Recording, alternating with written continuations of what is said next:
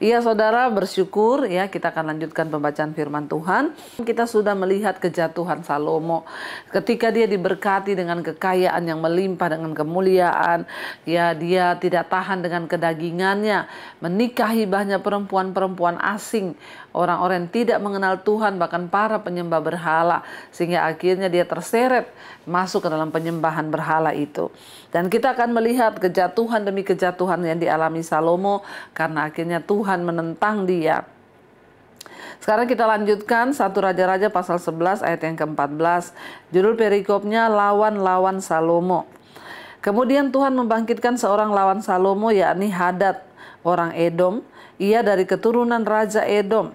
Sesudah Daud memukul kala orang Edom, maka Panglima Yoab pergi menguburkan orang-orang yang mati terbunuh, lalu menewaskan semua laki-laki di Edom. 6 bulan lamanya Yoab diam di sana dengan seluruh Israel sampai dilenyapkannya lah ya semua laki-laki di Edom. Tetapi Hadad melarikan diri bersama-sama dengan beberapa orang Edom dari pegawai-pegawai ayahnya dan mengungsi ke Mesir. Adapun Hadad itu masih sangat muda. Mereka berangkat dari Midian lalu sampai ke Paran. Ya, mereka membawa beberapa orang dari Paran, lalu mereka sampai ke Mesir kepada Fir'aun, Raja Mesir. Ia ini memberikan rumah kepada Hadad, menentukan belanjanya dan menyerahkan sebidang tanahnya kepadanya. Hadad demikian disayangi Fir'aun sehingga diberikannya kepadanya seorang istri, yakni adik istrinya sendiri, adik permasyuri Tahpenes. Ya, jadi saudara di sini dikatakan bahwa ya Salomo itu mempunyai seorang musuh dan Tuhan yang membangkitkan ya seorang lawan bagi Salomo. Kalau kita melihat di sini saudara, ya, kok Tuhan membangkitkan musuh bagi Salomo? Ya, tentunya murka Tuhan itu ada. Pembalasan Tuhan itu ada. Dan tentunya Tuhan bekerja lewat orang-orang yang ada di sekitar untuk menegur, ya, untuk menghukum, ya, tetapi Tuhan mau supaya orang itu bertobat. Tuhan yang membangkitkan saudara seorang lawan bagi Salomo yang bernama Hadad. Siapakah Hadad ini? Ketika dulu Daud menyuruh panglimanya Yoab untuk memberantas ya semua orang-orang pada waktu itu yang ada ya di Edom, semua orang dibunuh laki-laki ya, dan kecuali Hadad ini dia berhasil melarikan diri. Hadad ini melarikan diri ke Mesir sehingga tibalah dia di Mesir dan dia mengabdi kepada Fir'aun, Raja Mesir. Ya, dan Raja Mesir sangat menyayangi Hadad ini. Dia diberi rumah, diberi gaji, dibelanja saudara, diberi sebidang tanah. Bahkan bukan hanya itu, Raja Mesir menikahkan Hadad ini dengan iparnya sendiri, yaitu adik dari istrinya Raja Mesir, ya, yang bernama Tahpenes ya. Lalu ayat 20, lalu adik Tahpenes ini melahirkan baginya seorang anak laki-laki, Genubat namanya, dan Tahpenes menyapi dia di istana Fir'aun. Sehingga Genubat ada di istana Fir'aun di tengah-tengah anak-anak Fir'aun sendiri. Ya, luar biasa, Fir'aun sangat mengasihi Hadad ini orang Edom. Ya, dan dia melahirkan anak ya dari iparnya Fir'aun sendiri. Kita tahu saudara bahwa Edom itu adalah kerajaan di tenggara Laut Mati. Jadi ya di sebelah tenggara Laut Mati itu adalah tanah Edom, kerajaan Edom. Daud menambahkan bangsa ini ke dalam kerajaannya. Ya, karena kota ini berhasil direbut ya, dan kota ini sangat strategis karena lewat kota ini dapat mengontrol semua rute menuju ke Laut Merah. Dan pemberontakan Edom itu ya akhirnya terjadi dan dia mengganggu kerajaan Salomo saudara ya. Dikatakan di sana dia memiliki anak dengan iparnya Fir'aun, ya, dia menikah dengan adik dari istrinya Fir'aun dan anaknya itu disapi di istana Fir'aun. Jadi anak Hadad ini yang bernama Genubat tumbuh bersama dengan anak-anaknya Fir'aun. Dia sudah dianggap seperti keluarga sendiri. Ketika didengar Hadad di Mesir bahwa Daud telah mendapat perhentian bersama-sama dengan nenek moyangnya dan bahwa Panglima Yoab sudah mati juga, maka berkatalah Hadad kepada Fir'aun, "Biarkanlah aku pergi ke negeriku. Lalu bertanyalah Fir'aun kepadanya, tetapi kekurangan apakah engkau padaku ini? Maka engkau tiba-tiba berniat pergi ke negerimu. Jawabnya, aku tidak kekurangan apapun. Namun demikian, biarkanlah juga aku pergi. Tiba-tiba Hadad yang sudah nyaman di istana Fir'aun meminta untuk dia mau pergi ke negerinya di Edom, saudara. Sampai Fir'aun tanya, kamu kurang apa? Kenapa kamu mau pulang ke kampungmu? Ya, dan di sana saudara kita lihat dia cuma bilang, ya aku mau minta izin saja untuk aku pergi ke kampung halamanku. Ayat 23, Allah membangkitkan pula seorang lawan Salomo, yakni Reson bin Eliada, yang telah melarikan diri dari tuannya, yakni Hadadezer, Raja Soba. Ia mengumpulkan orang-orang lalu menjadi kepala gerombolan. Ketika Daud hendak membunuh mereka, maka pergilah mereka ke Damsyik. Mereka diam di sana dan disitulah mereka mengangkat Rezon menjadi raja. Ya, jadi Tuhan bangkitkan. Selain Hadad, ada satu orang lagi dibangkitkan Tuhan untuk melawan Salomo, ya, yang bernama Rezon, saudara. Ya, kita lihat kedaulatan Tuhan, ya, itu bisa bekerja. Jadi seringkali kita diizinkan Tuhan, ya, ketemu orang jahat, lalu kita ditipu lewat bisnis. Tapi semua ajaran Tuhan itu tentunya membawa pada kebaikan dan pertobatan untuk kita. Ya, karena Salomo sudah tidak mau bertobat, ya Tuhan bangkitkan lawan-lawan bagi Salomo yang akan berperang melawan dia dan meruntuhkan kerajaannya. 24, ia mengumpulkan orang-orang lalu mendirikan kepala gerombolan. Ketika Daud hendak membunuh mereka, maka pergilah mereka ke Damsyik. Mereka diam di sana dan disitulah mereka mengangkat Rezon menjadi raja. Dialah yang menjadi lawan Israel sepanjang umur Salomo. Ia mendatangkan malapetaka sama seperti Hadad. Ia muak akan orang Israel dan menjadi raja atas Aram. Kita lihat saudara, yang dibangkitkan Tuhan itu orang-orang yang punya kepahitan di masa lalu. Ya, Hadad orang ya suku Edom yang pernah akan dibinasakan Daud. Dia punya kepahitan karena kotanya dibunuh, dibinasakan oleh Daud.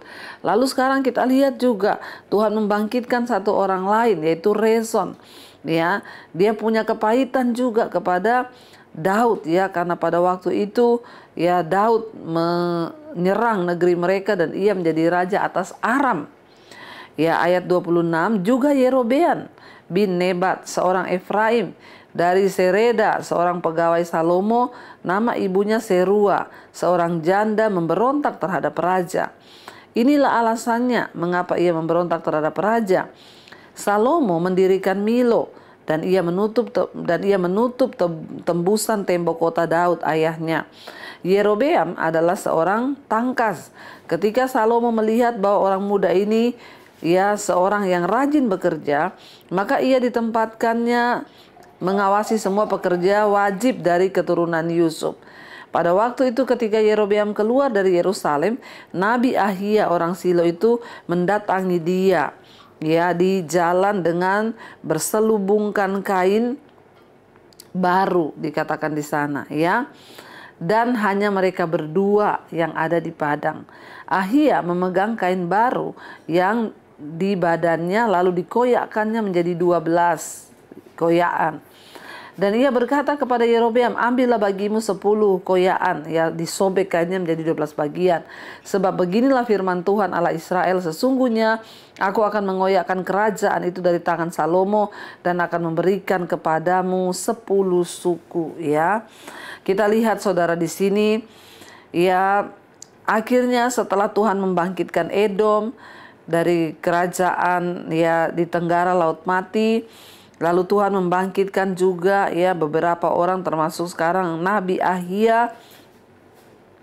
Dia memprediksikan saudara ya kejatuhan dari Salomo. Dia bilang kepada Yerobeam ya bahwa kamu akan diberi 10 suku dari Israel. Dia mempengaruhi, ya, memberitahukan kepada Yerobeam bahwa Israel itu akan terpecah-pecah. Dan setelah Salomo mati, 10 dari 12 suku Israel memang terbukti mengikuti Yerobeam, saudara ya. Dan ya dua suku lainnya, Yehuda dan wilayah Benyamin di sekitar Yerusalem, tetap setia kepada kerajaan Daud. Yehuda suku yang paling besar dan Benyamin suku yang paling kecil. Sering disebut sebagai satu suku karena batas wilayahnya sama. Yerobeam dan Ahia sama-sama berasal dari suku Efraim yang paling menonjol dari 10 suku yang memberontak. Untuk lebih lengkapnya nanti saudara ya bisa melihat ya bagaimana tentang kerajaan yang terpecah-pecah itu, nanti kita akan baca itu di Raja-Raja 12. Tapi kita lihat di sini saudara. Akhirnya ya dia berkata di sana bahwa Tuhan sudah bernubuat akan memberikan kepadanya itu 10 suku. Ayat 32, tetapi satu suku akan tetap padanya oleh karena hambaku Daud dan oleh karena Yerusalem kota yang kupilih itu dari segala suku Israel. Sebabnya ialah karena ia telah meninggalkan aku dan sujud menyembah kepada Asitoret, dewi orang Sidon, kepada Kamos Allah orang Moab, dan kepada Milkom Allah Bani Amon, dan ia tidak hidup menurut jalan yang kutunjukkan dengan melakukan apa yang benar di mataku dan dengan tetap mengikuti segala ketetapan dan peraturanku seperti Daud ayahnya. Bukan dari tangannya akan kuambil seluruh kerajaan itu.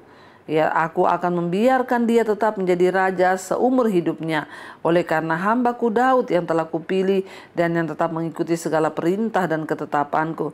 Tetapi dari tangan anaknya lah aku akan mengambil kerajaan itu dan akan memberikannya kepadamu, yakni 10 suku.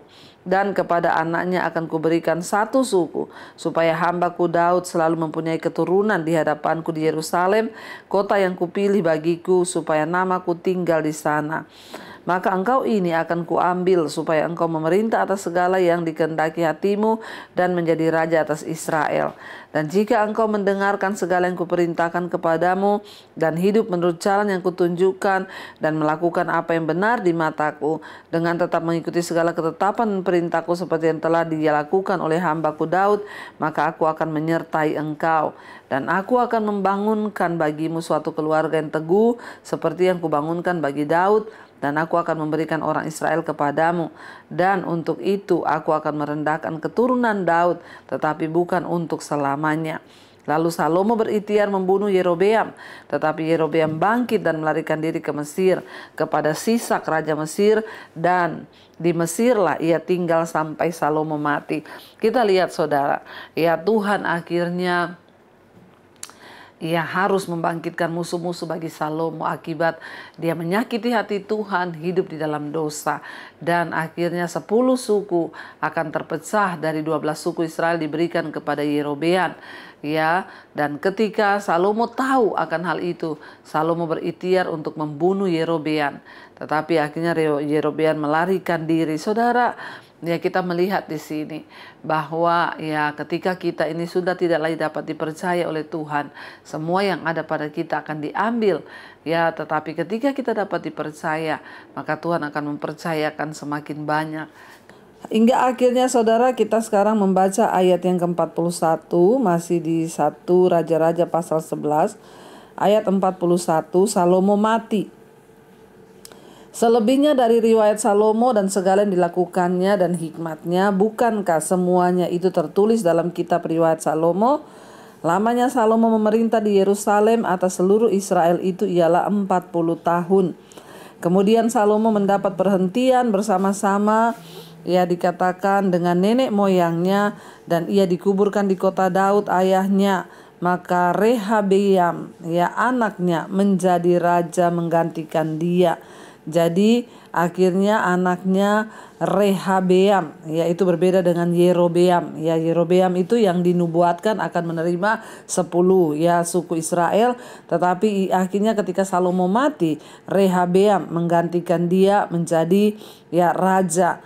Jadi saudara, setelah kematian Salomo, ya akhirnya suku-suku di utara itu memberontak. Sehingga terbentuk 2 bangsa yang terpisah ya. Masing-masing bangsa mengalami berbagai konsekuensi yang mendatangkan malapetaka karena mempunyai raja yang jahat. Dan akhirnya Elia tampil menghadapi raja-raja ini karena dosa-dosa mereka. Dan Allah menghadapi ya mereka dengan dosa-dosa mereka itu dengan cara yang kuat. Meskipun hukuman barangkali terasa lambat, namun ya Tuhan akan selalu menghukum kejahatan. dengan ya tidak kompromi. Kita akan lanjutkan sekarang ya, kita masuk setelah Salomo mati, ya akhirnya anaknya Rehabeam menggantikan Salomo. Ya, dan kita masuk sekarang 1 Raja-Raja pasal 12, judulnya Pecahnya Kerajaan Itu. Kemudian Rehabeam pergi ke Sikem, ya sebab seluruh Israel telah datang ke Sikem ya untuk menobatkan dia menjadi raja, saudara ya. Jadi dia pergi ke Sikem ya.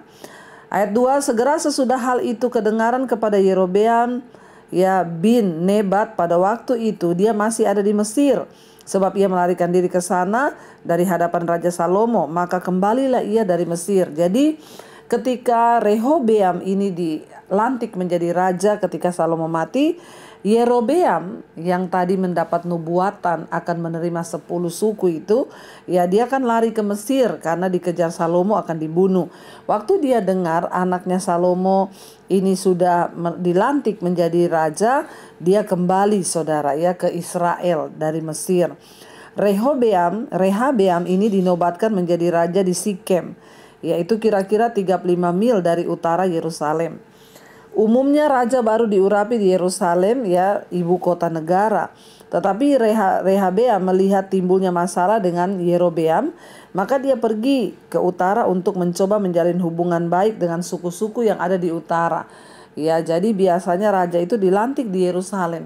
Tapi karena ya Yerobeam ini tahu ya bahwa Rehabeam anak Salomo yang menjadi raja ini tahu bahwa Yerobeam itu akan segera merebut, jadi dia pergi ke daerah utara untuk membangun hubungan baik dengan ya suku-suku yang ada di kerajaan utara. Rehabeam kemungkinan memiliki ya Sikem karena tempat itu adalah lokasi kuno untuk membuat perjanjian-perjanjian. Ketika kerajaan Israel pecah, Sikem itu akhirnya menjadi ibu kota kerajaan utara untuk sementara waktu, saudara ya. Karena nubuatan Tuhan itu harus terjadi, apa yang sudah Tuhan sampaikan.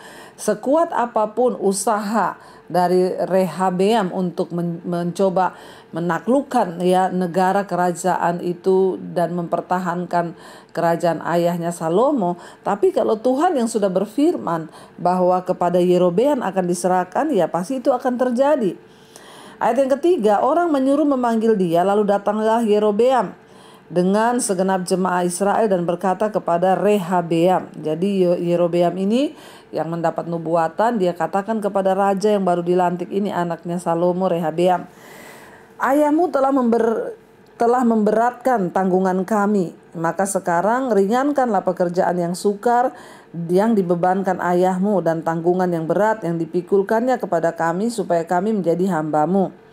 Tetapi ia menjawab mereka, pergilah sampai lusa, kemudian kembalilah kepadaku, lalu panggillah rakyat itu. Lalu pergilah rakyat itu. Jadi saudara, rakyat yang ada di ya di daerah ya di utara itu berkata ya kepada Rehabeam. Mereka berkata bahwa ringankan beban, karena selama ini Salomo itu membebankan ya untuk istananya itu dari ya kota-kota yang ada di sekitarnya.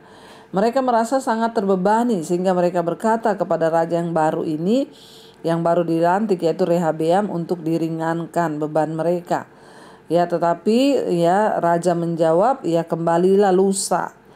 Ayat 6, sesudah itu Rehabeam ya meminta nasihat dari para tua-tua yang selama hidup Salomo mendampingi Salomo ayahnya. Katanya, apakah nasihatmu untuk menjawab rakyat itu? Mereka berkata, jika hari ini engkau mau menjadi hamba rakyat, mau mengabdi kepada mereka dan menjawab mereka dengan kata-kata yang baik, maka mereka akan menjadi hamba-hambamu sepanjang waktu. Tetapi ia mengabaikan nasihat yang diberikan para tua-tua itu. Lalu ia meminta nasihat kepada orang-orang muda yang sebaya dengan dia dan yang mendampinginya. Katanya kepada mereka, apakah nasihatmu supaya kita dapat menjawab rakyat yang mengatakan padaku, ringankanlah tanggungan yang dipikulkan kepada kami oleh ayahmu. Lalu orang muda yang bersebaya dengan dia itu berkata, beginilah harus kau katakan ya kepada rakyat. yang telah berkata kepadamu, ayahmu telah memberatkan tanggungan kami, tetapi engkau ini berilah keringanan kepada kami. Beginilah harus kau katakan kepada mereka, kelingkingku lebih besar daripada pinggang ayahku. Maka sekarang ayahku telah membebankan kepada kamu tanggungan yang berat, tetapi aku akan menambah tanggungan kamu. Ayahku telah menghajar kamu dengan cambuk, tetapi aku akan menghajar kamu dengan cambuk yang berduri besi. Waduh saudara ya, inilah ya ketika anak muda itu naik menjadi raja, tidak punya hikmat Tuhan. Ya, jadi dia bertanya kepada para tua-tua, penasehat ayahnya, apa yang harus aku jawab? Ini rakyat meminta keringanan dari beban kepada negara. Ya, kalau sekarang ini misalnya pajak. Dan para tua-tua itu memberi nasihat. Ya, kamu jawab rakyat dengan baik-baik. Ya, dan coba mengerti perasaan rakyat. Ya, dan coba kalau memang bisa diikuti, ya ikutilah ya kemauan rakyat. Kalau kamu merendahkan diri kepada rakyat, maka mereka akan menjadi hambamu selamanya. Tapi ternyata ya Rehabeam tidak puas dengan jawaban itu. Dia bertanya kepada teman-temannya anak muda. Lah anak-anak muda itu memberi jawaban yang sesat. Ya, mereka berkata, kasih tahu kepada rakyat, kalau dulu ayahku hanya mencambuk kamu dengan cambuk, maka sekarang aku akan mencambuk kamu dengan cambuk duri. Saudara, ya dia baru dilantik menjadi raja. Kesombongannya naik karena mengikuti nasihat yang salah. Mengikuti orang-orang muda yang tidak bertobat itu. Makanya dari sini kita nih belajar ya saudara. Hati-hati di dalam memberi jawab. Hati-hati dalam kita ini saudara mendengarkan nasihat. Karena tidak semua nasihat itu baik dan benar. Ada nasihat palsu yang justru akan menyerumuskan kita. Dia belum berpengalaman. Dia mendengarkan nasihat dari orang-orang yang tidak bertobat. Ya, dan apa yang terjadi? Ya, kita lihat di sini. Akhirnya kesesatanlah yang ditimpa. Teman-teman anak mudanya bilang, ayahku hanya menghajar kamu dengan cambuk, tapi aku akan menghajar kamu dengan cambuk yang berduri besi. Berarti kan dia akan menambah ya beban rakyat semakin berat. Ayat 12, pada hari lusanya datanglah Yerobeam dengan segenap rakyat kepada Rehabeam. Seperti yang dikatakan raja, kembalilah kepadaku pada hari lusa. Raja menjawab rakyat itu dengan keras. Ia telah mengabaikan nasihat yang diberikan para tua-tua kepadanya. Ia mengatakan kepada mereka, menurut nasihat orang-orang muda, ayahku telah memberatkan tanggungan kamu, tetapi aku akan menambah tanggunganmu itu. Ayahku telah menghajar kamu dengan cambuk, tetapi aku akan menghajar kamu dengan cambuk yang berduri besi. Sebenarnya Yerobeam itu sudah baik datang meminta agar ya ayo ya bersahabatlah dengan rakyat, ringankanlah beban rakyat. Tapi saudara, dia mengikuti nasihat orang-orang muda yang tidak bertobat. Ya, sedikit saja kita membuat kesalahan, ya memberi nasihat yang salah, maka saudara kita bisa mengalami yang fatal sekali. Apalagi dia ini raja, dia tidak berdoa kepada Tuhan minta hikmat seperti Salomo. Dia juga tidak mengabaikan nasihat para tua-tua yang sering menasihati ayahnya dulu. Justru dia mengikuti nasihat anak-anak muda itu. Ketika dia memberikan nasihat itu dengan keras kepada mereka. Ayat 14, ia mengatakan kepada mereka seperti itu saudara. Lalu ayat 15 dikatakan, jadi raja tidak mendengarkan permintaan rakyat, sebab hal itu merupakan perubahan yang disebabkan Tuhan, supaya Tuhan menepati firman yang diucapkannya dengan perantaran Ahia orang Silo kepada Yerobeam bin Nebat. Tapi ya semua yang terjadi memang seizin Tuhan. Tuhan itu sudah berfirman lewat Ahia nabinya kepada Yerobeam, bahwa Yerobeam akan diserahkan. Itu akibat dari dosanya Salomo yang tidak mau taat. Padahal Tuhan sudah berkata, kalau engkau hidup sungguh-sungguh taat mengikuti firmanku seperti Daud ayahmu, maka aku yang akan memberikan dan menjaga supaya kerajaan Israel itu tetap utuh.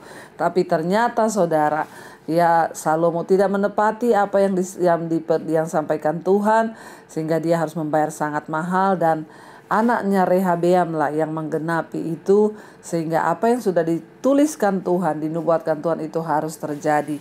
Makanya hari ini kita belajar, saudara, mari kita hidup sungguh-sungguh takut Tuhan dan mengejar apa yang berkenan kepada Tuhan, bukan apa yang kita mau, tapi biar apa yang Tuhan mau saja. Mari kita merenungkan firman ini, kita berdoa.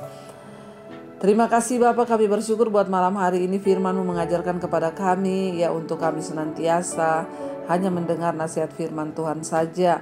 Apa yang keluar dari mulut Allah itu yang kami pegang. Terima kasih kan Engkau Tuhan yang tidak pernah meninggalkan kami. Tolong kami berjalan dalam kekudusan dan perkenanan-Mu Bapa.